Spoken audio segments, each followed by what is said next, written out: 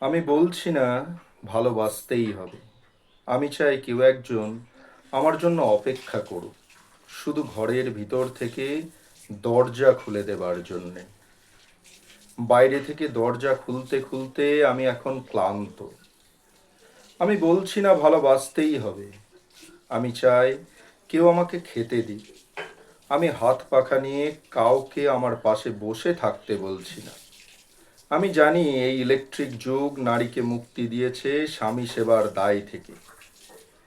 আমি চাই কেউ একজন জিজ্ঞাসা করুক আমার জল লাগবে কিনা, নুন লাগবে কিনা, পাট শাক ভাজার সঙ্গে আরও একটা তেলে ভাজা শুকনো মরিচ লাগবে কিনা। এঁটো বাসন গেঞ্জি রুমাল আমি নিজেই ধুতে পারি। আমি বলছি না ভালোবাসতেই হবে। আমি চাই কেউ একজন ভিতর থেকে আমার ঘরের দরজা খুলে দিক, কেউ আমাকে কিছু খেতে বলুক, কাম বাসনার সঙ্গী না হোক, কেউ অন্তত আমাকে জিজ্ঞেস করুক তোমার চোখ এত লাল কেন।